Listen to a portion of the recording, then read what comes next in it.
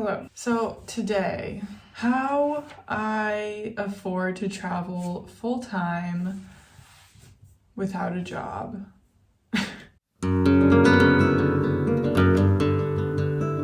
will be talking about why I quit my job, how I saved money, spending efficiently, budgeting, tracking spending, so that you can make your travel dreams happen, as have I. Who am I? Where am I?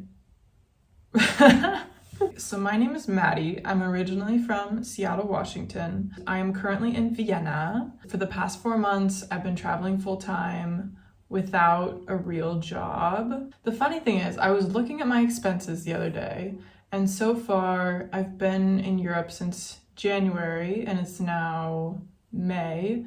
I've spent $9,000 total, including accommodation, flights, trains, everything, which I'm pretty sure is way less than I spent living in Seattle for the same amount of time last year, because my rent was like over $1,000 and Seattle's just expensive. Okay, also my mug is so cute. It says, "Wie schön wäre dieser Job ohne Arbeit."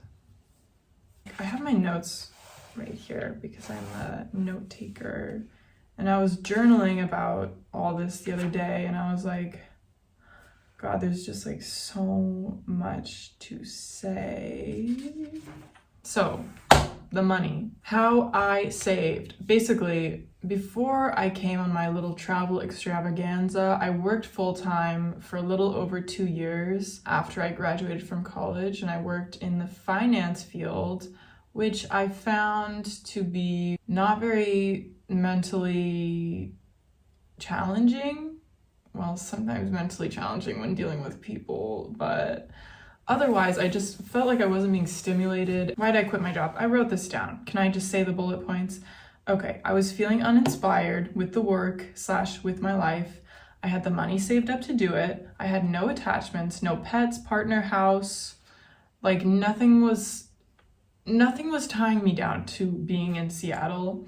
It also fit in with my goals of learning languages, and I just really wanted to push myself out of my comfort zone. Going to another country usually does that pretty well. So if you're trying to get out of your comfort zone, just leave the country. It's really an effective way. I was mentally ready, like I felt mentally healthy. I also just wanted to, I wanted to travel, and I had been wanting to travel for a while. So for some background, when I was 18 and 19, I lived in Germany for a year with a host family, and I learned German, and I went to German high school, and I did a bit of traveling around Europe, but I mostly stayed in Germany and traveled around Germany. And that was a great experience. I met so many wonderful people. I really liked traveling, and I liked living in Germany, and just the experience of living in a different country, becoming acclimated to the culture, and just feeling very much a part of it was really exciting for me, and just a completely different experience than anything I had ever experienced before. So I was kind of chasing after that feeling again. Last reason that I did this. Rent in Seattle is so expensive, and I had been living there for 2 years already in the same place. It was the first time I had stayed in one apartment for longer than a year, and so that was kind of exciting, but it also felt kind of like I need change. Okay, so I was just really needing a change, a drastic change. How much more drastic does it get moving to a different country? I didn't really move to a different country. I just kind of have been slow traveling through a bunch of different countries. I don't know what I'm doing. What the fuck was I talking about? Back to the money. Before I left, right, I had been planning this trip for about maybe about a year. And so knowing that I was gonna go on this trip, I was saving up. Every paycheck that I was getting, I was putting aside a big chunk of it, maybe 25-30% for my travel fund. I was making enough that I could pay my rent, buy food, and also save for this. And also, I'm a saver by nature. I have never been one to spend money on stupid shit I don't need, except for thrifting. I did spend a lot of money on thrifting. Next thing, spending efficiently, okay? I think this is the number one thing if you want to travel and save money, or just if you're traveling on a budget. You're gonna want to spend your money efficiently. The number one thing I did to do that was booking 4-week Airbnbs. If you book an Airbnb for 4 weeks, you get a deep discount. So my Airbnbs ranged in cost for 1 month from about like $500 to, I think Vienna is the most expensive. It's like $820. Automatically, my cost of living is way lower than it was in Seattle. Staying in one place for longer also means, less transportation costs. If you're doing fast traveling, I feel like you spend money so fast. Like, where does it even go? Another thing is food. I really like to cook. I have just kept the eating out to a minimum. Obviously, I'm traveling, so I want to try the different cuisines, which I do. Like, every place I go out to eat a few times. It's like maybe once a week. Also, what I like to do when I get to a place is I look up free things to do. And I'm a big fan of parks. I'm a big fan of museums. And a lot of museums have free days. Basically, if you plan in advance, things can just be much cheaper.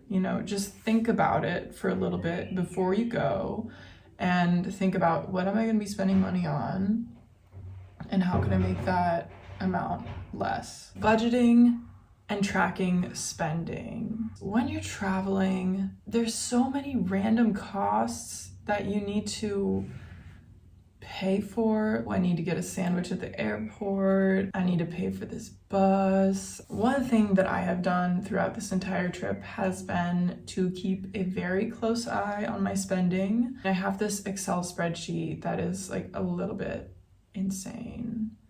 Every single cent that I spend, I record, and I also separate it by cities. Once I have all my expenses laid out, I put them into categories. So I have accommodation, travel, working out, food, cell phone, etc., etc., etc. I can see exactly how much I'm spending in each city overall, and then also exactly how much I'm spending on an average day in that city. Yeah, I just like to know exactly where my money is going and exactly how much I've spent, because it just makes me feel better. Slow travel. I love slow travel. I think it's the best way to travel, not only because you're saving so much money on accommodation and transportation, but also because you just get to know a place better. If you're staying in a city for 2 days, it's so fucking hectic. I get so tired doing that. I go on one weekend trip to a new city and I'm just absolutely dead after it. So I don't know how anyone does that quick travel, just city by city by city. I don't know how they do it. I like slow travel, okay? 1 month at a time. You get to actually settle into your surroundings and to the city. You get to actually get to know it a little bit. You can form some friends and relationships. You have more time to experience what daily life is like in this city. I'm just living my normal life every day. I don't really do a lot of sightseeing. I can't go to a national monument without there being 1,000 other people there, and I don't love to see that many people at once. So I just kind of walk around. I go to parks, I sit down, I draw in the park. I have this little notebook. I don't know, it's one of my favorite things now to take with me to travel, because it's something to do, it's something to keep me busy, and I just do little drawings in here, and they're just cute and fun and good memories. And I always write the date and where I was when I drew it. I don't know, a good way to get out of the house and kind of sightsee on my own for free. It's really enjoyable. I like it. And I think the best part of slow travel is that you get to learn the language a little bit more. It's been really nice in Vienna because I do speak some German. And so I've been getting to practice my German every day, and it's lovely. I even have downloaded TikTok again, just the other night, because, well, I don't know why, it just happened. And I discovered that I'm on German TikTok now, and now I feel like I'm really a part of the culture. Watching all these German humor videos, they're very funny. I like them, and yeah, it just makes me feel more at home.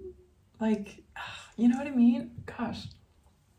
And then when I was in Spain, I took a language class for 2 weeks, which I know isn't that long, but I learned a lot. It was an intensive, like, everyday course. So I feel like my Spanish growth was very fast. And I also met a bunch of friends in that class, and it was just a great time overall and a good way to spend my time. Yeah, I mean, I want to continue learning Spanish.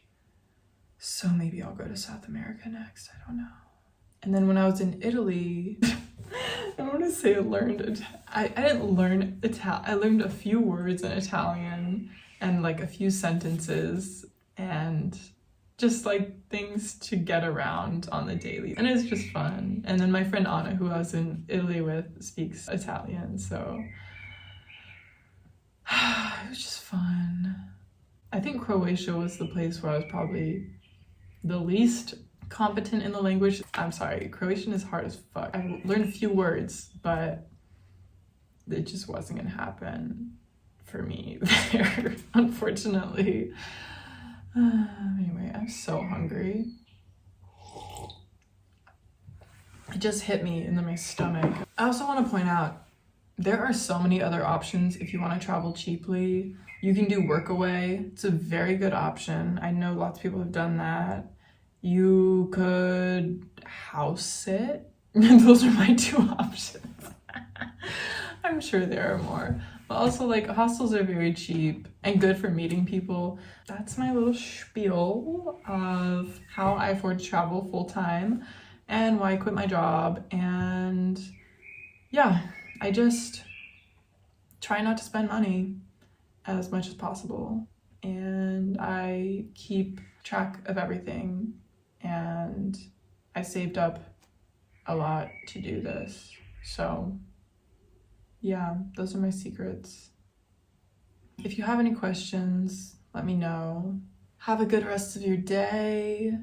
Go outside, enjoy the sunshine or the rain. Just enjoy this life. That's what I'm about to go do. Well, first of all, I'm fucking hungry. So here's my plan. This is like an end note. Food. I'm gonna get some takeout food, take it to the park, draw something, and then just like lay there in the sun. And then maybe like walk around. I'm kind of feeling like going to a museum today and just like popping in my AirPods and listening to classical music as I like walk through the paintings. I need to go get some food. I'm hungry. Okay.